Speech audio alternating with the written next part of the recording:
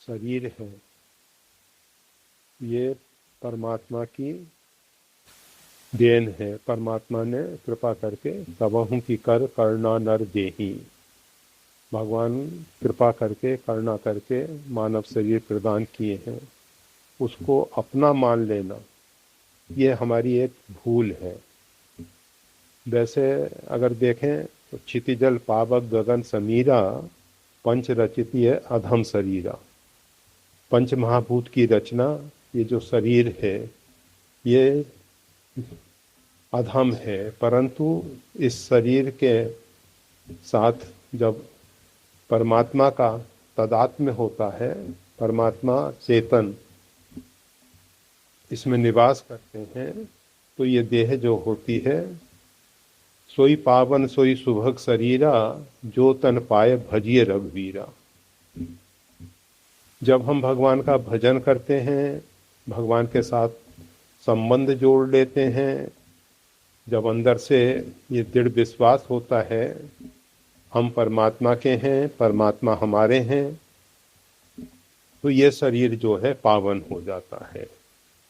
परंतु किसी भी परिस्थिति में शरीर को अपना मानना भूल है, भ्रांत धारणा है।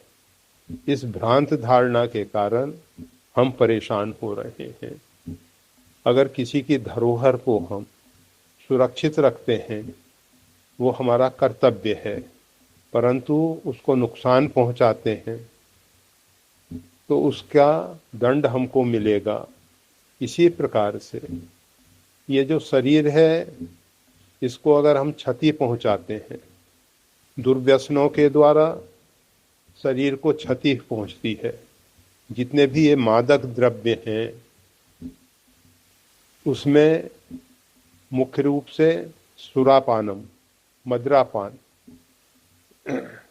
ये जो है महापातक है। शरीर को तो बर्बाद करता ही है, उसके साथ साथ हमारे मन बुद्धि को भी खराब करता है। जैसे जितने भी अफीम है, गांजा है, भांग है, जितने भी ये मादक द्रव्य हैं, और उसमें ये चाय कॉफ़ी में भी निकोटीन इत्यादि होता है, कैफीन इत्यादि होता है, जिसके कारण हमारे स्नायुओं में विष फैलता है, पाचन संस्थान को नुकसान पहुंचता है। हमारा जो पाचन संस्थान है जो ऊपर से तो हम नहीं देख पा रहे हैं, परंतु अंदर एक प्रक्रिया हो रही है। हम जो भोजन करते हैं उसका जो रस बनता है उससे सप्त धातुओं का निर्माण होता है, रुधिर इत्यादि, मज्जा इत्यादि, अस्थि इत्यादि, इस प्रकार से। और उस रस के साथ साथ कुछ हार्मोन्स तैयार होते हैं, जो हार्मोन्स हमारे मन बुद्धि पे अपना प्रभाव डालते हैं। जब मन बुद्धि बिगड़ जाता है किसी का, बुद्धि नाशो प्रणश्यति, गीता में भगवान श्री कृष्ण कहते हैं कि अगर बुद्धि नष्ट हो गई तो व्यक्ति का नाश हो जाता है, बर्बाद हो जाता है। संसार में भले ही जीता हुआ दिखाई दे, परंतु वो शव तुल्य है, मुर्दे के तुल्य है। तो ये शरीर जो परमात्मा ने हमको दिया है, इसको पहला अपना मानना ये भ्रांत धारणा है, भूल है। अगर हम इसको परमात्मा की धरोहर के रूप में देख के सुरक्षित रखते हैं, हमारा कर्तव्य है, और इस शरीर को पाकर अगर हम भगवान का भजन नहीं करते, ये भजन किस लिए किया जाता है?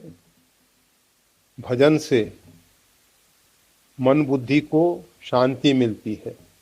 ये जो हमारा मन बहुत चंचल हो रहा है, रशांतस्य कुतो सुखम, अशांत चित्त में सुख शांति कहाँ है? जब चित्त शांत होता है, जीवन में हम जो दुख सुख का अनुभव करते हैं उसके विषय में अगर आप गहराई से विचार करें तो आप पाएंगे जब हमारे अंदर कोई इच्छा पैदा होती है तो हमारा चित्त जो है चंचल हो जाता है, और चंचल चित्त में जो अपना आत्म स्वरूप है, जो सच्चिदानंद है, आनंदमय है, उस आनंद का अनुभव नहीं होने पाता है। और जब वो चित्त शांत होता है तो उसमें अपने स्वरूप का बोध होता है। स्वरूप जिस प्रकार से चंचल जल में छाया नहीं दिखाई देती, जब जल स्थिर होता है तो उसमें कोई भी बिंब, कोई भी छाया दिखाई देती है। इसी प्रकार से कि जब हमारा चित्त शांत होता है तो उसमें हमारे आत्मा की छाया स्पष्ट दिखाई देती है। और ये जो हमारा आत्मा है सच्चित आनंदमय है, सच्चिदानंद है,